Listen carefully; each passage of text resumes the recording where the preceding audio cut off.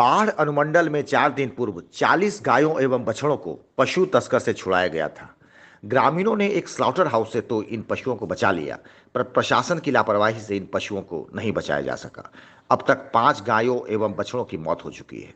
अगर ग्रामीण इनकी मदद को आगे नहीं आते तो एक भी पशु को बचाना लगभग असंभव था।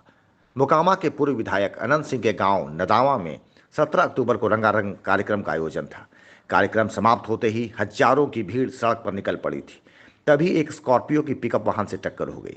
जब स्कॉर्पियो चालक ने ऊपर झांक कर देखा तो पिकअप में लाचार गायों एवं बछड़ों को किसी सामान की तरह ठूंस ठूंस कर भरा गया था।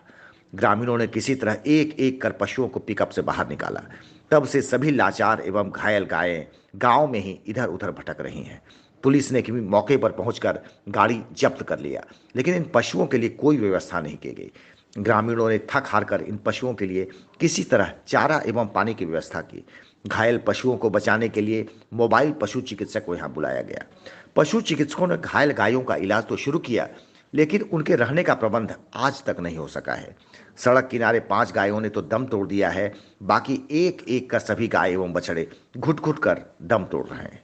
ग्रामीणों ने इन गायों के रहने के लिए अस्थायी तौर पर प्लास्टिक का तिरपाल लगा दिया है। गांव के लोग गायों की सेवा में जुटे हैं, लेकिन प्रशासन एक बार भी यहां झांकने तक नहीं आया। बाढ़ अनुमंडल में गोपाल गौशाला है, जिसके अध्यक्ष एसडीओ शुभम कुमार हैं, लेकिन वहां भी इन लाचार पशुओं को रखने की कोई व्यवस्था नहीं की जा सकी है। गोपाल गौशाला के सचिव नवीन कुमार इन गायों को पटना के श्री कृष्ण गौशाला में भेजने के लिए तैयार हो गए हैं। उम्मीद है कि इन लाचार, असहाय एवं वृद्ध गायों को रहने के लिए अब एक नया ठिकाना मिल जाएगा।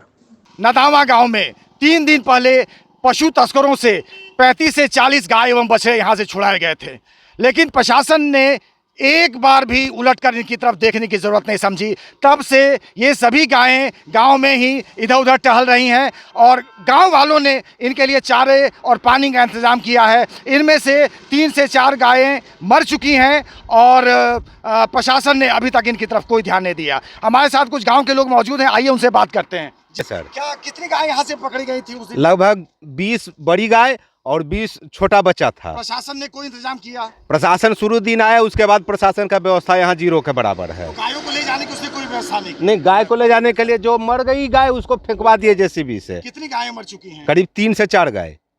आपने जानकारी दी थी प्रशासन या किसी अधिकारी को? यहाँ पर तो अब शुरू दिन तो प्रशासन अबे किए थे, तो उनको जानकारी मिल ही गया, फिर दोबारा कौन उनको फोन करता है।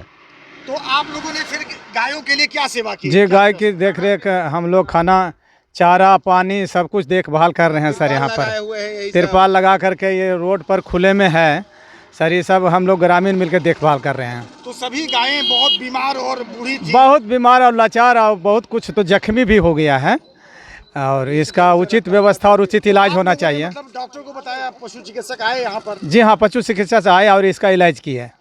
इलाज कर रहे हैं? हाँ, इलाज कर रहे हैं। आप क्या कहना चाहेंगे?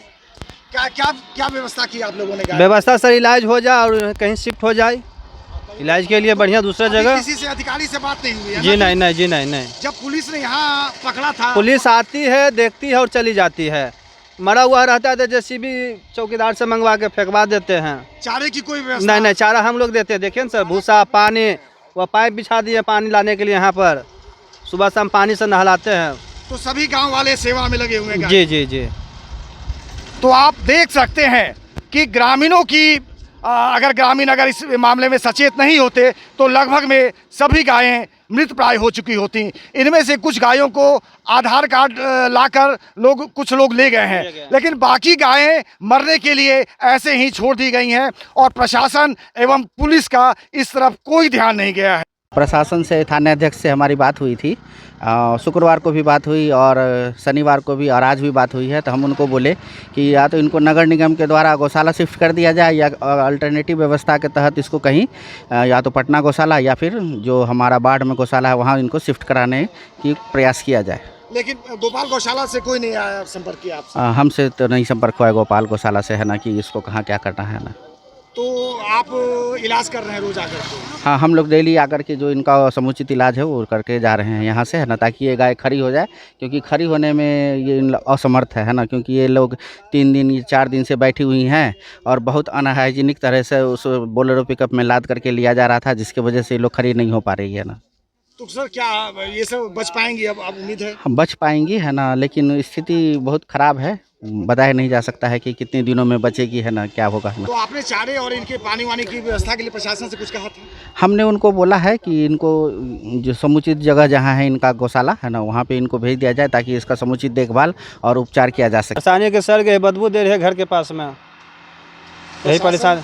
कोई देखने के लिए प्रशासन से नहीं पार लग रहे तो बोले हम ही लोग चंदा करके कर देते हैं। हमारे गौशाला में तो उतनी व्यवस्था नहीं है, लेकिन पटना सिटी में जो है श्री कृष्ण गौशाला है, वहाँ अनुपयोगी या लाचार गाय को रखने की व्यवस्था है। अगर कोई वहाँ ले जाने के लिए सक्षम हो तो हम वहाँ का भाड़ा वहन करेंगे।